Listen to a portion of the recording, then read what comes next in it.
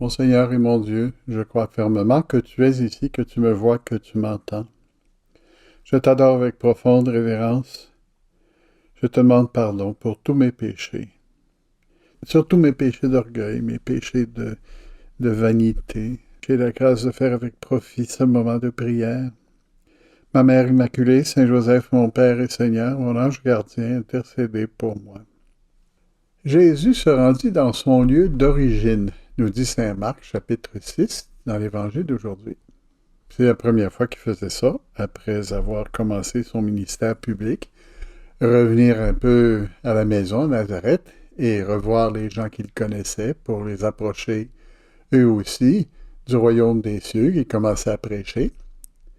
Ses disciples le suivirent. Le jour du sabbat, il se mit à enseigner dans la synagogue. Et de nombreux auditeurs savaient bien ce qui arrivait ailleurs, étaient frappés d'étonnement en disant « D'où cela lui vient-il? D'où lui vient cette sagesse qui lui a été donnée et ces grands miracles qui se réalisent par ses mains? N'est-il pas le charpentier, le fils de Marie, le frère de Jacques, de José, de Jude et de Simon? » Ils étaient profondément choqués à son sujet. Curieux, hein? Partout Jésus était accueilli comme un grand prophète. Et chez eux, il est accueilli comme un charlatan. Simplement parce que les gens ne l'avaient pas vu étudier, parce que les gens ne savaient pas d'où il prenait sa science. Ils s'imaginaient que puisqu'il l'avait vu longtemps, il savait qui il était. L'orgueil. Vous savez, l'orgueil, c'est quelque chose qui s'imprime en nous comme une étampe. Hein? Quand on prend une estampille, une étampe, on met, tu sais, boum. Hein? Alors, c'est là, puis dès qu'on touche à ça, ça laisse une marque d'orgueil. Hein? Laisser un morceau de fer dehors pendant la nuit, à l'humidité ou à la pluie, vous allez voir tout de suite, il va y avoir de la rouille. Et l'orgueil est un peu la rouille de l'être humain. Et au lieu de voir la grandeur de Jésus, qui est vraiment présent, parce que c'est vraiment ça, Jésus qui revient chez eux est présent en tant qu'homme et en tant que Dieu. Il n'avait jamais montré sa divinité avant. Maintenant, il leur montre une partie de sa divinité à travers la sagesse qu'il fait, les miracles qu'il fait. Même si Jésus n'avait pas fait de miracle avant, ça ne peut pas dire qu'il ne pouvait pas en faire maintenant. Et si Jésus était sage parce qu'il avait longtemps prié, qu'il avait fait ses considérations pendant qu'il était avec eux, sans en parler, il avait bien le droit de faire part à ceux qui étaient de son village de ces choses-là. Mais on est stupide, on est niaiseux, comme on dit. C'est vraiment niaiseux. On dit ça ici. Tu es vraiment niaiseux. Ça veut dire quoi? Ça veut dire que tu es stupide et que tu n'as rien compris et que tu t'écoutes parler. Hein? Tu es vide. Tu n'as pas grand-chose à dire. Tout ça, c'est des synonymes ou à peu près. Ils n'ont vraiment pas grand-chose à dire si, en voyant les miracles de Jésus, en écoutant sa sagesse dans la synagogue, la seule chose qu'on pense à faire, après, c'est de le jeter du haut de la falaise de Nazareth pour le tuer. Mais c'est quoi cette affaire-là? Évidemment, c'est l'œuvre du démon, on le sait bien. D'où lui vient cette sagesse? La question qu'on pose, et on a le droit de la poser, c'est logique, parce que, oui, on ne connaissait pas cette sagesse, mais à la réponse à ça, on dit, écoute, il y a beaucoup de gens qui le suivent partout, parce qu'il parle de choses qu'on n'a pas vues, qu'on n'a pas entendues jusqu'à maintenant, et qui sont de la prolongation de Jean-Baptiste, mais beaucoup plus. Il parle du royaume des cieux, il parle de... Alors, on doit l'écouter. Ensuite, peut-être qu'on ne peut pas juger comment ça s'est passé, mais on va essayer d'abord d'écouter. C'est niaiseux, entre guillemets, ou c'est stupide. Laisser de côté la science de Jésus parce qu'il n'en a pas eu, et imaginer qu'il dit n'importe quoi. On reconnaît, nous dit-on, l'arbre à son fruit. Est-ce que Jésus a été blessant avec les gens? Non. Est-ce qu'il a parlé de la vérité? Oui. Est-ce qu'il y a des gens qui ont été fâchés par la vérité? Oui, mais pas parce que Jésus a été blessant vers eux. Il leur a dit la vérité. Dans d'autres cas, beaucoup de gens ont été incroyablement touchés par sa sagesse humaine, par son amitié, les âmes, il les voyait comme si elles étaient ouvertes devant lui comme un grand livre. Et ceux qui l'ont vu dans son pays, là où il est né, disent de lui que c'est un imposteur, que c'est un menteur, parce qu'il n'est pas comme ça. Pourquoi? Parce que dans leur petite tête, c'est ce qu'ils voient. Seigneur, si moi, dans ma petite tête, je commençais à dire que tu ne sais pas ce que tu dis, ben tu me dirais, écoute, là, sois pas niaiseux. Hein? Réveille-toi. Hein? Sois pas stupide.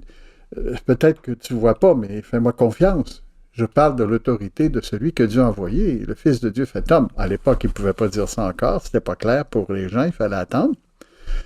Mais refuser de voir le Christ qui partout est accueilli comme un libérateur et comme un thaumaturge, c'est-à-dire quelqu'un qui guérit les malades. Seigneur, je suis de ceux-là, des fois, lorsque je dis non, tu veux pas ça, c'est sûr, tu veux pas que je me fatigue trop, peut-être que tu veux que je me fatigue trop, peut-être que tu veux que je sorte de ma zone de confort, Seigneur. Fais que je sois un peu moins niaiseux, un peu moins stupide.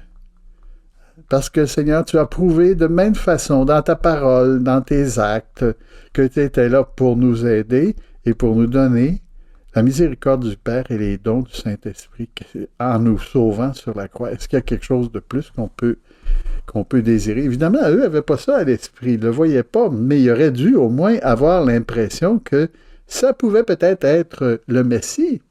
Hein? Celui que Dieu envoyait, ou à tout le moins un grand prophète. Au lieu de ça, on dit, mais il y a beaucoup de grands prophètes qui n'avaient pas été des personnages extraordinaires. Amos, c'était un homme qui travaillait dans un champ, hein, et qui disait, moi, j'étends du fumier sur les figuiers. C'est ce qu'il faisait toute sa vie. Et il est devenu un grand prophète. Le catéchisme de l'Église nous dit, le respect de la personne humaine passe par le respect du principe que chacun considère son prochain sans aucune exception comme un autre lui-même. Si on avait commencé par ça, pour donner une chance à Jésus, qu'est-ce qu'il dit? Waouh, c'est intéressant. Au lieu de dire, il ne peut pas dire ça, c'est affreux. D'où qu'il s'est sorti ça? Pour qui il va commencer à nous faire croire des histoires qu'on sait qu'il n'a pas étudiées. Tu le sais? Peut-être pas. Peut-être que tu ne le sais pas. Peut-être que Jésus a étudié quand il était petit. On sait. Tu ne me gêneras pas, m'arriveras pas avec cette affaire-là. Dis-moi pas que le Seigneur nous demande d'aller à la messe tous les dimanches. Voyons donc, ça n'a pas de sacré bon sens. Ben oui, il nous demande ça. Il nous demande de prouver qu'on l'aime à quelque part.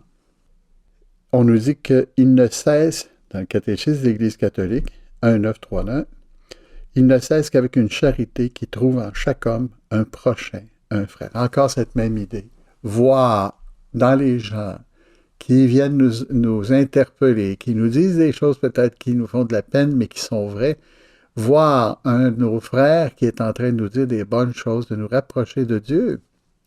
Ou nous-mêmes, lorsque nous essaierons de rapprocher les gens que tu as mis près de nous, Jésus, à travers une parole apaisante, à travers un encouragement, les gens ne comprennent pas, ils se fâchent, que nous soyons capables de comprendre qu'on a fait ce qu'on devait faire. S'ils n'ont pas accepté Jésus, il ne faut pas se surprendre non plus qu'ils ne nous accepteront pas toujours.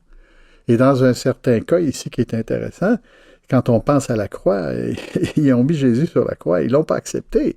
Oui, ils l'acceptaient tant qu'il faisait des miracles, mais dès qu'il a commencé à s'en prendre à ce qui était sacré, c'est-à-dire le temple, ce qui était la tradition des hommes par rapport à Jérusalem, il dit non, c'est pas ça la tradition vient de Dieu, c'est lui qui a fondé Jérusalem. Alors là, les gens se sont fâchés et ils l'ont mis sur la croix, par préjugé. Mon frère, nous nous trouvons là, devant Jésus, avec nos préjugés, qui font que le Seigneur ne peut pas entrer en nous. C'est pourquoi nous avons besoin de la prière, que nous avons besoin d'écouter la parole de Dieu tous les dimanches, prêcher, d'écouter peut-être 10 minutes avec Jésus ou d'autres choses pendant la semaine, ce que vous voudrez, qui peut nous aider à rencontrer le Seigneur, hein? Lire l'Évangile, aller plus loin dans notre démarche pour comprendre le monde dans lequel on vit. Jésus, je ne veux pas être un niaiseux, quelqu'un qui n'a pas compris que tu frappais à la porte et qui venait pour m'aider.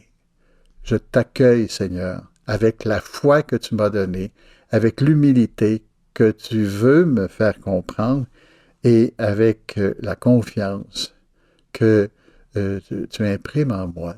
C'est pour ça qu'il y a eu des miracles, mon frère, à Nazareth, lorsque Jésus était là, parce que Marie avait réussi à convaincre certaines de ses amies à faire confiance au Seigneur. Et celles-là, elles ont été guéries, ceux-là. Et ils ont reçu aussi des grâces spéciales pour comprendre le message de Jésus. Jésus, ouvre mon cœur. Crée, euh, pardon, enlève de moi les préjugés qui me font tout voir de travers à travers la petite loupe du moi et de l'orgueil. Je te remercie, mon Dieu, des bonnes résolutions, des actes d'amour, des inspirations que tu m'as communiquées dans cette méditation. Je te demande de m'aider à les mettre en pratique, ma Mère Immaculée, Saint Joseph, mon Père et Seigneur, mon ange gardien, intercédez pour moi.